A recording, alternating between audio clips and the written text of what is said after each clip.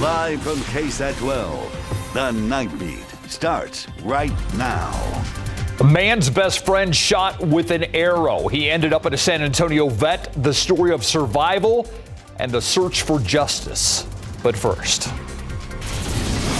we start with breaking news. ABC News is reporting that Democrats are going to hold the majority in the Senate with a 51 to 49 member majority. This after incumbent Raphael Warnock was the projected winner in Georgia's runoff race tonight. He went up against Republican challenger Herschel Walker. Warnock's win means Democrats will hold the majority in the Senate for the remainder of President Joe Biden's current term. So here's something we want you to notice. Next time you're out shopping, just look around because you're going to notice something. Security and lots of it. Stores are beefing up. In fact, one security company expects to fill more positions in the midst of the holiday season. Yeah, that's on top of the task force that San Antonio police have to try and protect you from thieves. The Night Team's Patty Santos spoke with a witness to a brazen theft and explains how all of us can help combat crime. Yeah, I will never forget the way they marched in. Anthony Thayas knew something wasn't right when he saw men with their faces covered marching into a Northside pharmacy. I'm telling you, they marched in like soldiers, like they were, going to the front line battleground. And it wasn't a normal walk. 3 minutes later, he says he saw them walk out with full duffel bags. Online, other neighbors chimed in saying they witnessed smash and grabs at the same location or at other retail stores. We've started to see more individuals entering stores, just blatantly running out without purchasing.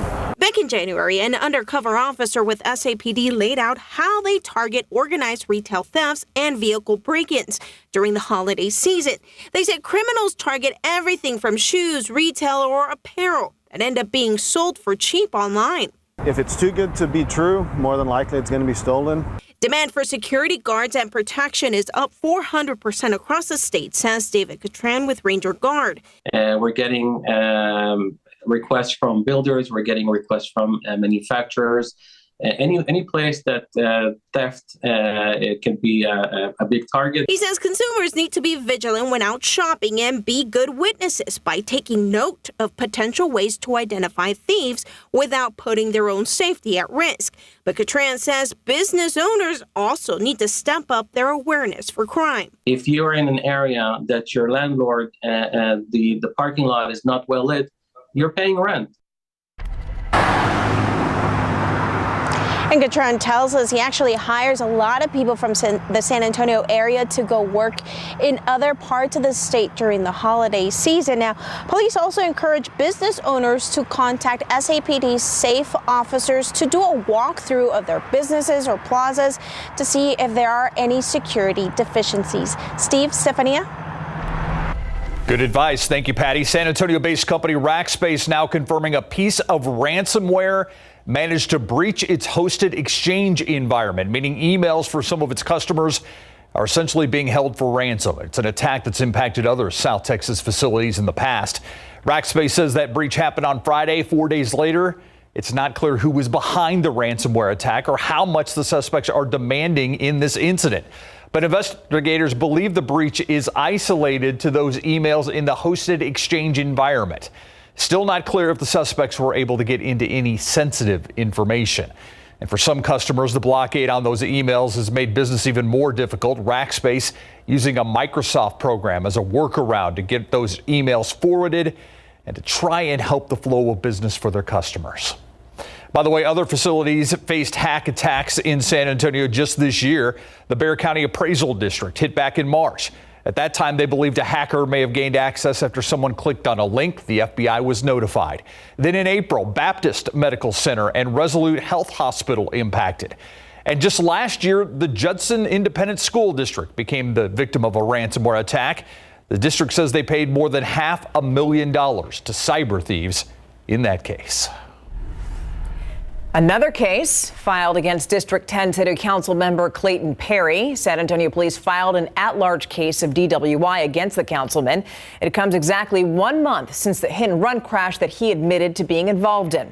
The Bexar County District Attorney's Office also confirmed that case, along with the charge of failure to stop and render aid. So now prosecutors are reviewing the case, and from there they'll decide whether to prosecute, but it's unclear when they're going to make that decision. Now, right now, Councilman Perry is on sabbatical. For now, Mike Gallagher is going to take over his duties representing District 10.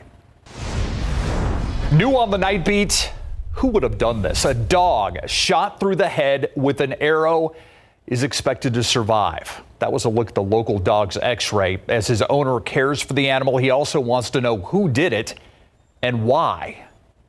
That pet's name is Boomer. He was shot sometime Sunday near his family's Medina County home. The night team's John Paul Barajas got a chance to meet Boomer and his owner. Now, we want to warn you, the pictures in this story are graphic. And I just looked at him and I said, my God. There was a lot of adrenaline. Like I said, I rushed, got a bolt cutter, cut it. We got him in the truck. As startling as this looks, there was no time to panic. 2-year-old Boomer had an arrow going through his head, but was still standing on all fours. His owner, Ben Gomez, didn't want to go on camera, but recalls his rush to the vet. It's amazing that he's here. Because, I mean, you see the arrow in his head, you're saying, you're going to have to put him down. That most likely would have been the case if the arrow hit Boomer's brain. X-rays show how near of a miss that was.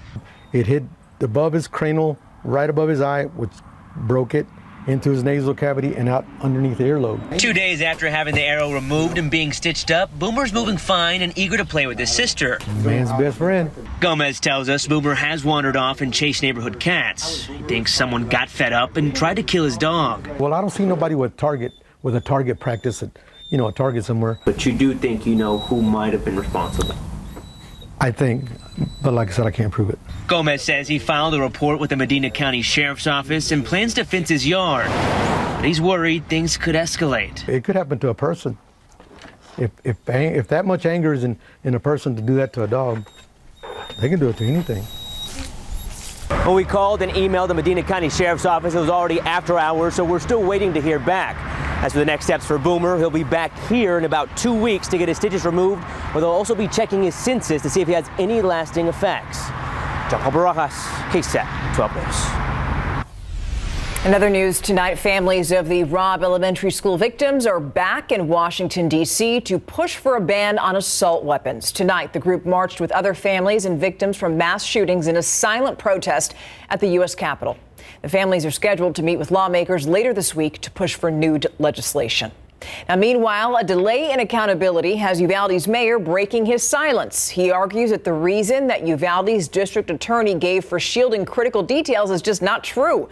Mayor Don McLaughlin wants to move forward with any changes as needed for the city's police department, but he can't do that until investigator Jesse Prado finishes investigating the department's response the day of the shooting at Robb Elementary. And the thing is that materials like body camera video and audio, those are being withheld from him. District Attorney Christina Mitchell has said that releasing information would impact her own criminal investigation, but McLaughlin disagrees. Mr. Prado told her that it would be kept strictly confidential, wouldn't be released without her okay. And he also told her that if he came across anything that was criminal that they had missed, he has an obligation and a duty to bring that forward to her.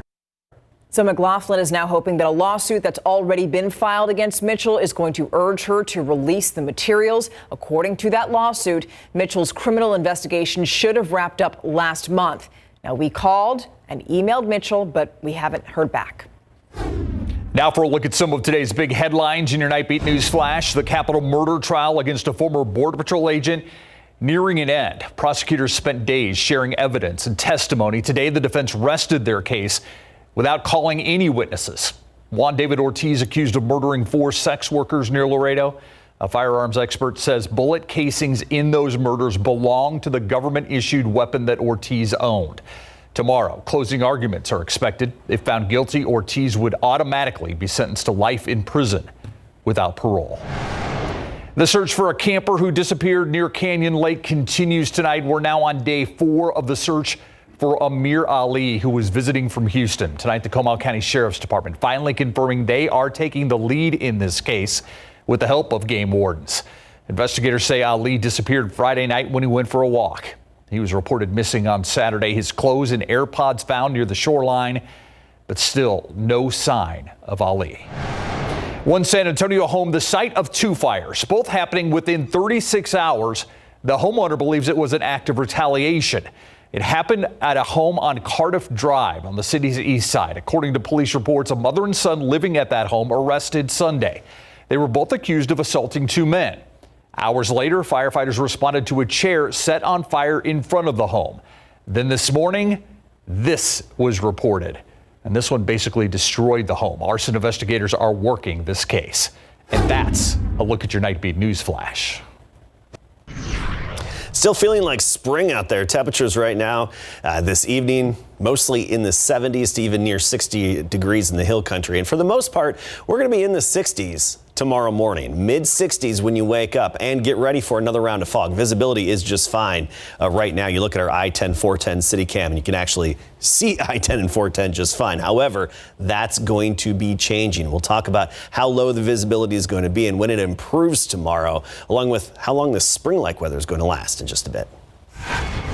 Thank you, Adam. Still ahead on the Nightbeat, falling sheetrock, furniture destroyed, doors damaged. KSAT investigates and speaks with a family who says their contractor walked away from the job.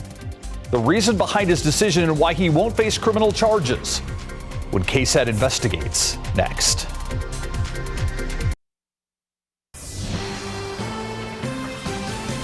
A Southside family calls it a different level of cruelty. A contractor hired to replace the roof and rafters of their aging home walked off the job this summer, leaving it exposed to the elements. Yeah, just look at some of these pictures. Yeah. The house is now unlivable. As KSAT investigates, Dylan Collier discovered police will not be moving forward with a criminal case, though.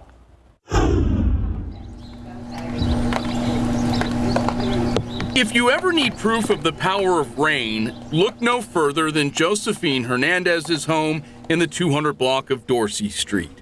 In late April, she and her family hired Eric Piedra to demolish the roof and rebuild it from the ceiling up. We invited him to the house to do an estimate. We all felt comfortable with him. We did our research on his business. The family paid Piedra $15,000 up front, a second payment of $3,500 to extend the covering for a future remodel at the back of the home, and a third payment of under $500 for minor plumbing work. But after tearing down the existing roof, Piedra stopped showing up, and according to the family, started giving excuses before cutting off all communication after they asked for a refund. But by late August, with still no roof on the home and several days of rainy weather, Mother Nature took over, and boy, did she wreak havoc. The sheetrock had fallen. We couldn't open doors. Everything, all the furniture was destroyed. And the home's electrical system has been compromised.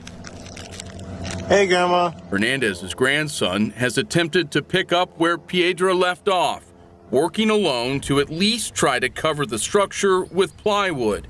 For Hernandez, what was supposed to be a temporary stay with her daughter's family has instead become a permanent displacement. Well, I don't want to cry right now, but it's really been devastating for me. And this is the only sheetrock that's left. The family reported Piedra to San Antonio police in early September, accusing him of felony theft and felony criminal mischief. But investigators decided that their case was unfounded since Piedra had performed some work on the home. KSAT Investigates tried to track down Piedra at the address listed for his construction company, this two-story building in Leon Valley. But the suite number does not exist. Reached instead by phone, Piedra told us he's temporarily relocated to Florida to help people rebuild after Hurricane Ian. He shifted blame to the family, saying the roof he was hired to replace was in worse shape than they let on, and claims he quit coming around because they no longer wanted him to do the work. It's heartbreaking, but we just do what we can.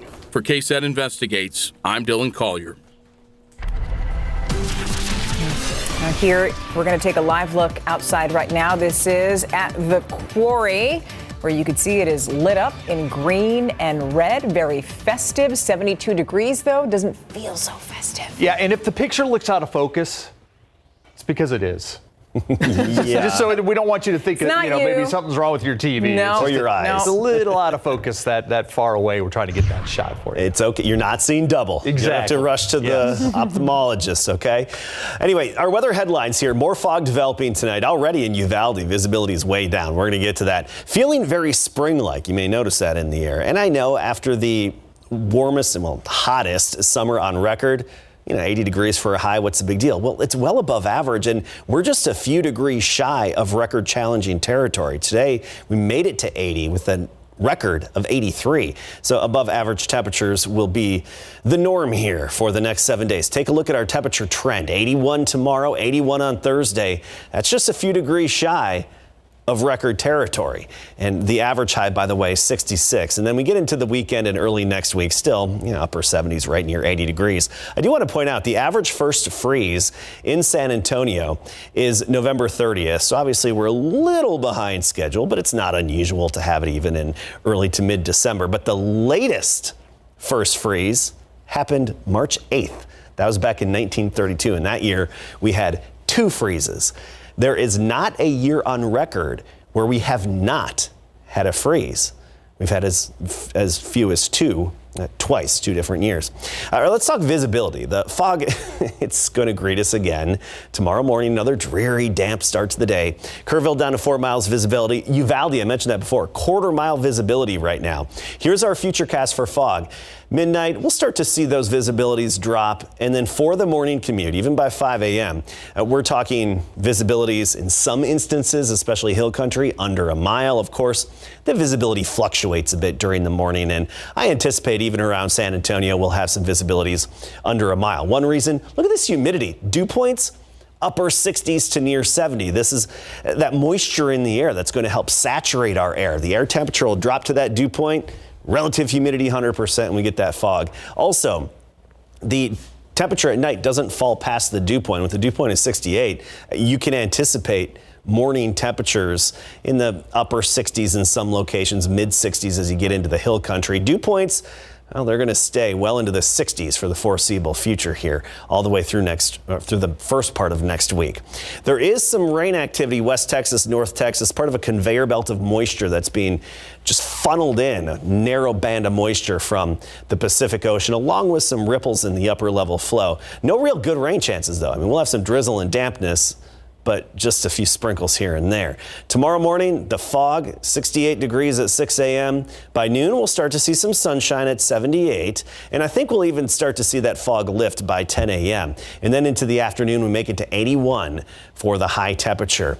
More specifically, Pleasanton, Floresville, about 81. You get to Kerrville, about 75. It's just rinse and repeat here. Morning fog and drizzle every day, all the way to early next week. Yeah, you are not kidding. It's persistent. Thanks, Adam. Spring in December. Thank you. So, okay, UTSA QB Frank Harris has a big announcement tomorrow. And what a big announcement it would be if he returns next season, because you have that starting quarterback as you start a new conference.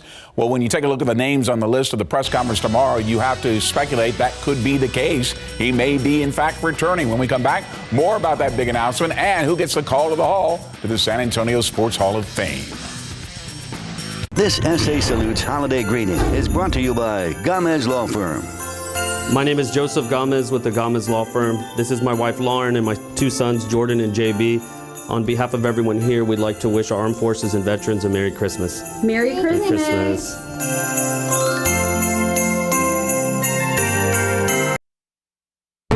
UTSA quarterback Frank Harris will be making a major announcement tomorrow at a press conference scheduled for 3:30 p.m. off campus. And when you take a look at the guest list involved, including current County Judge Nelson Wolf, County Judge-elect Peter Sakai, and Bob Wills, the founder, CEO, and media director of the PM Group, who started a campaign for the name, image, and likeness deals for UTSA players, it more than likely means Harris would be announcing his return to UTSA for 1 more year. That's after head coach Jeff Traylor appealed for help to keep coaches and players in the midst of their incredible success over the last 2 seasons. And UTSA officials have confirmed there will be a river parade Friday night at 7 at the Arneson River Theater to celebrate the Conference USA Championships for both football and soccer. Pro football coverage, powered by Davis Law Firm. Dallas Cowboys continue their meeting with free agent wide receiver Odell Beckham Jr. today, and after getting his physical on Monday and then joining possible teammates such as Micah Parsons, Trayvon Diggs last night at the Mavs game, today he met with the Cowboys Leadership Council that includes star quarterback Dak Prescott, who has been an advocate for signing OBJ. During his morning radio show in Dallas, Cowboys owner Jerry Jones emphasized this is a deal that has to work for both OBJ and the Cowboys. These things, there are a lot of variables here, a lot of things to consider. It's got to fit, and I mean that. It really does have to fit for both parties. There's no gain here if one or the other, the Cowboys or Odell, doesn't have it where it feels good after you get it done. You can't do anything that doesn't last, because this is like getting married.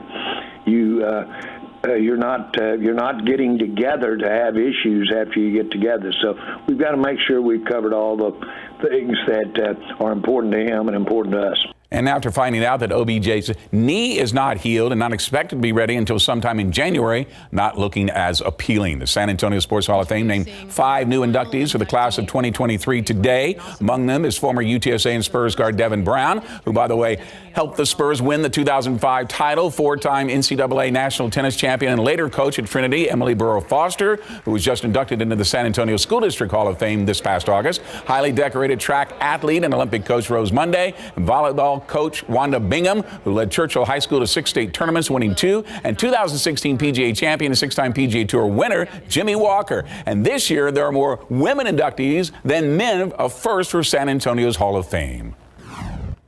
Especially with this being the 50th anniversary of Title IX and me coming right after that, and just the opportunities that I have had as a woman and as an athlete, as a coach. Thrilled to have 3 other women on this podium. This isn't about me. This is, about kids from San Antonio that want to get to that level. It can be done. You just got to, stay on the right path. All right, the big game and a big game playoff coverage next.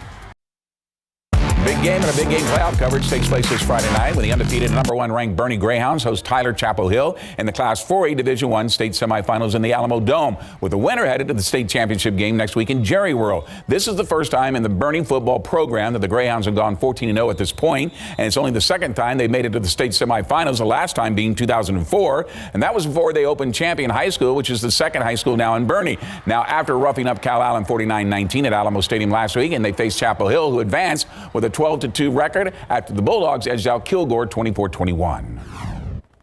Man, we've been dreaming of this since we were in middle school, being able to go to state.